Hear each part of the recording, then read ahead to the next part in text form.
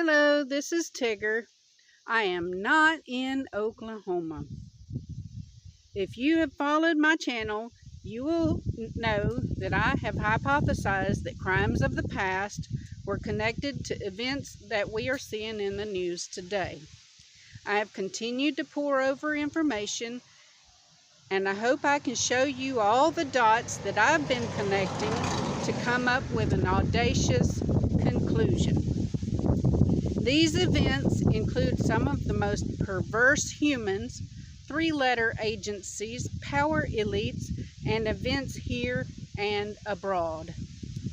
Dean Corll, aka the Candyman or the Pied Piper, worked with accomplices Elmer Wayne Henley and David Brooks. They were most known to have been active from 1970 to 1973. Dean Corll, a 33-year-old electrician living in Houston who, with his teen accomplices, kidnapped, raped, tortured, and murdered at least 27 young boys in Houston in the early 1970s. The Candyman murders, as the case was called, was among the most horrific serial murders and sexual crimes in U.S. history. In 1973, authorities were first put on the trail of a sex ring involving underage males after they caught up with a 24-year-old member of the group.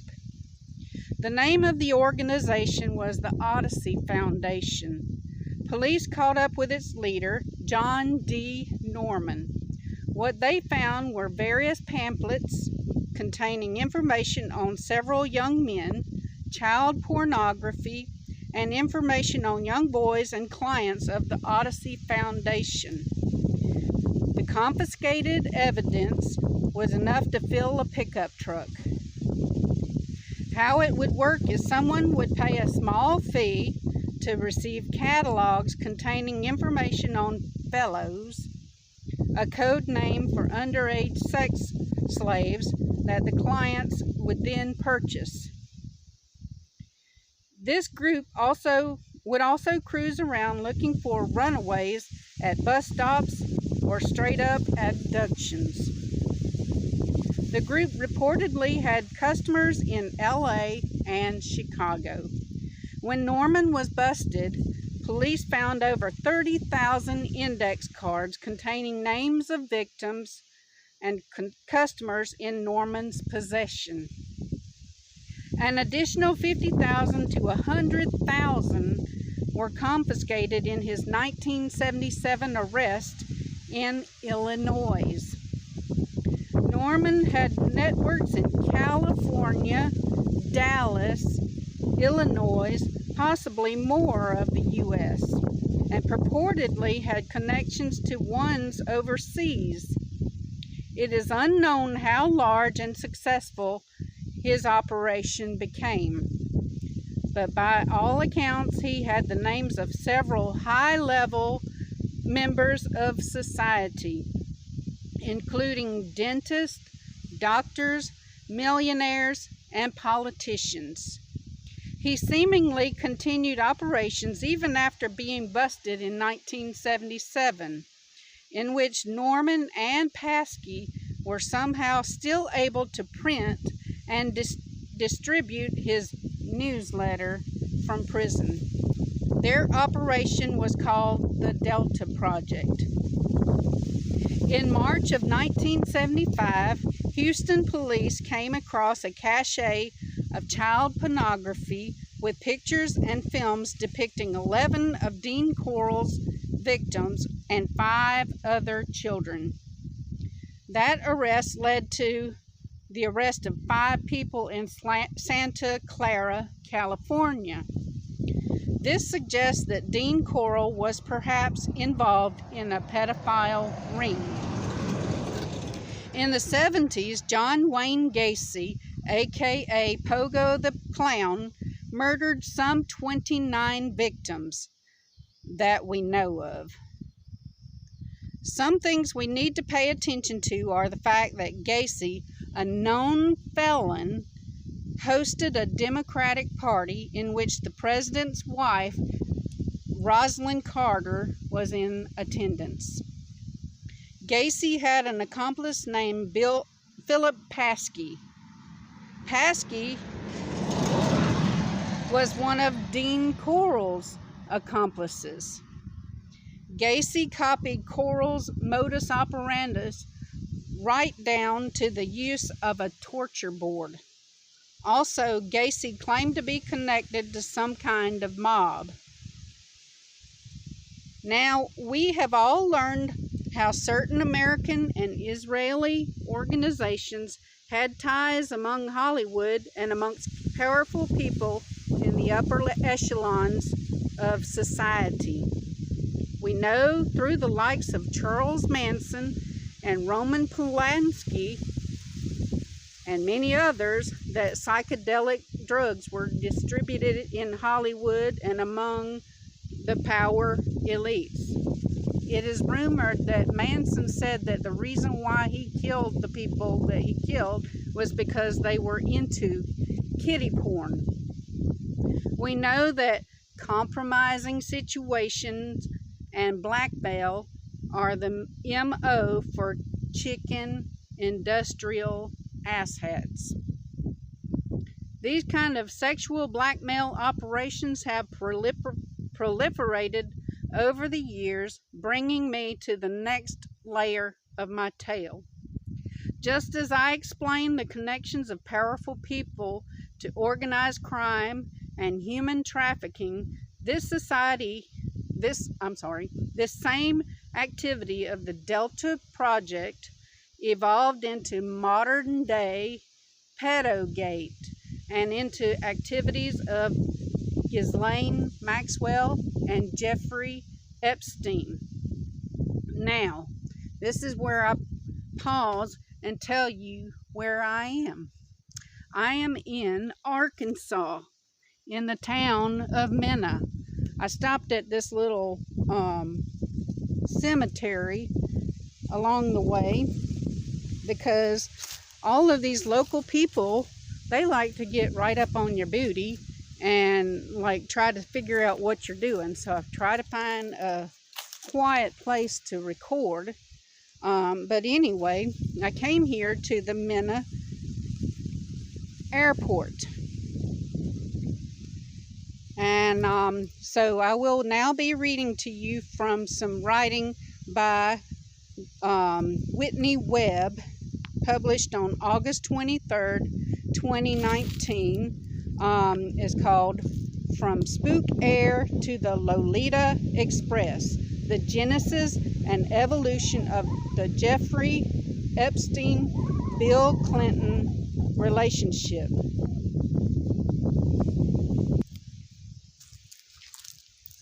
First of all, you have to remember the scandals surrounding the Clintons when they lived here in Arkansas. And think back to the political climate of Bill Clinton's first 2 years in office as president. Some of these ties appear related to Epstein's shady financial activities, particularly involving currency markets and offshore tax havens. Activities he began to perfect while working for prominent Iran-Contra figures in the early 1980s, several of whom were tied to the CIA-linked Bank of Credit and Commerce International, BCCI, and had known relationships with Israeli intelligence, namely the Mossad. The nature of Epstein's work for these individuals and other evidence strongly suggest that Epstein himself had a relationship with BCCI after leaving Bear Stearns and prior to the bank's collapse in 1991. Of particular importance are Epstein's relationship to the Clinton Foundation and the alleged role of Epstein's Virgin Islands-based hedge fund and the Clinton Foundation in money laundering activity, a relationship still under investigation by Mint Press.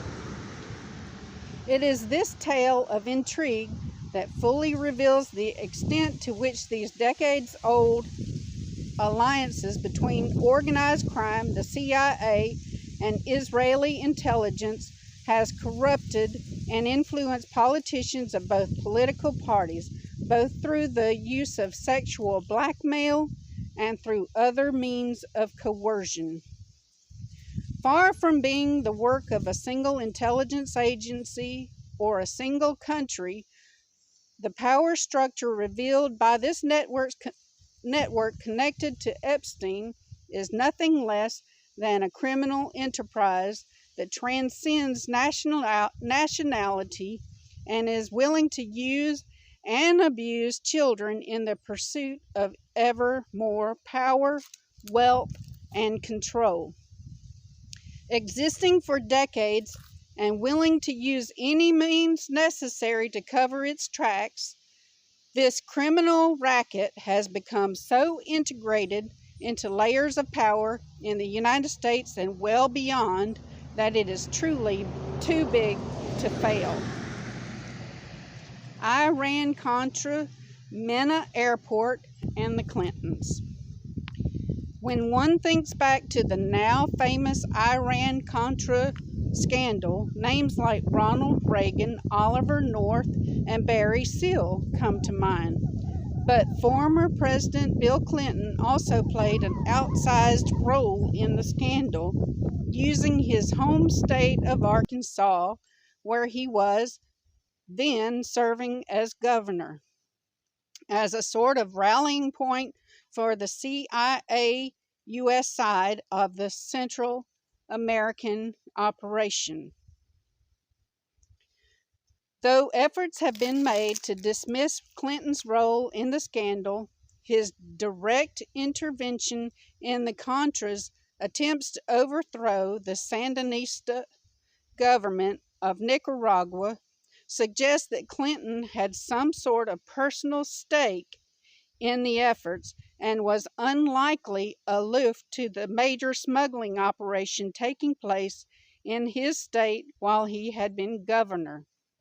In fact, while governor, Clinton split with many other state governments in sending a contingency of the Arkansas National Guard to Honduras to train the Nicaraguan Contras on how to overthrow their Sandinista government. Clinton would also discuss his first-hand knowledge of the operation with now Trump administration attorney William Barr. The Trump administration attorney General William Barr. Much of this channeling of both weapons and drugs was carried out by notorious drug smuggler and alleged CIA DEA operative Barry Seal. According to the book Whiteout, The CIA, Drugs, and the Press by Alexander Cockburn and Jeffrey St. Clair, a federal investigation aided by the Arkansas State Police established that Barry Seal, a drug dealer working for the Medellin cartel, as well as the CIA and the DEA, had his planes retrofitted at Mena for drug drops. Trained pilots there, and they laundered his profits partly through financial institutions in Arkansas. Seal at this time was in close contact with Oliver North, who acknowledged the relationship in his memoir. These were the years in which North was constructing his covert supply lines for the Contras. Seal was known to use aircraft that belonged to the company Southern Air Transport, and he also employed flight crews that worked for that same company. Southern Air Transport, formerly Air America, was once directly owned by the CIA, and today is remembered for being a CIA front during Iran-Contra. Less known is the relationship between the CIA-linked airline and Leslie Wexner and his then close associate Jeffrey Epstein, which will be discussed in detail later in her report. I'm not going to read all of that, I promise you. There's got a little bit more to go.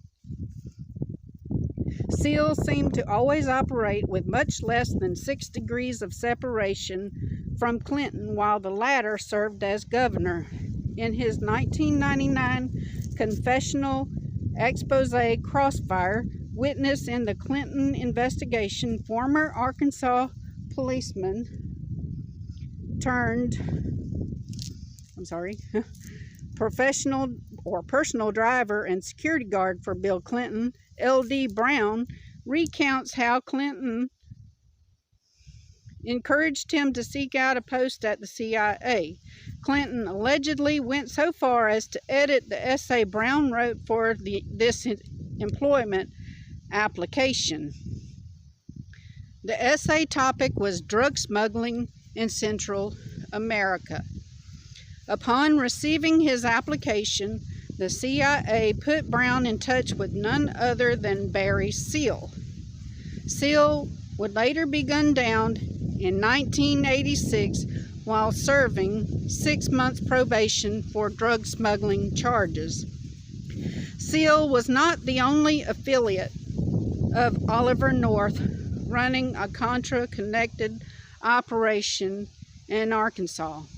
Terry Reed, who had worked for North since 1983, claimed to have been in touch with Seal by North and established a base just 10 miles north of Mena in Nella, Arkansas, where Nicaraguan Contras and other recruits from Latin America were trained in resupply missions, night landings, precision paradrops, and similar maneuvers. According to Cockburn and St. Clair, Reed further asserted that drug money was being laundered through Arkansas financial institution. So, as you can see, there is a lot at stake in these operations. There's arms dealing, drug smuggling, and many other clandestine activities. The Clintons, Epstein, and many others successfully gained success. That didn't even sound right, but anyway, they gained their success by exploiting women and children through trafficking and other nefarious activities. While I would like people to see all of these connections, I want you to see that Epstein used the same MO as what was going on in the 60s with the likes of Gacy and Coral and Norman. Same today as it was yesterday. I say stay. Same today as yesterday. And what I would also like to see is that the same thing that was going on with Manson, with the CIA infiltrating themselves among the hippies and with the culture of the day, is still going on. And we cannot simply shout out, show us the list without understanding the full spectrum of the problem. Many people, many powerful people are interwoven into this brood of vipers. We have to understand that a snake is not going to chop off the head of its own mother. But I know this was long, and I have been so frustrated.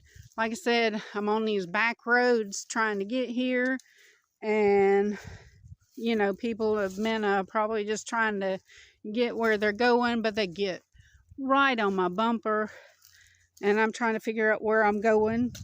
And so it's been really frustrating. You know, I come here and I have other people with me, and so nerves get bent, tempers flare, and anyway, it's been a long little excursion to come here to Mena, Arkansas. But anyway, this is a beautiful little place to stop and just try to get through this recording. And I will try to splice together all of my fumbling and bumbling. And like I said, I might even put together a board and help you all see how I connected all of these dots and see if you all come up with the same thing.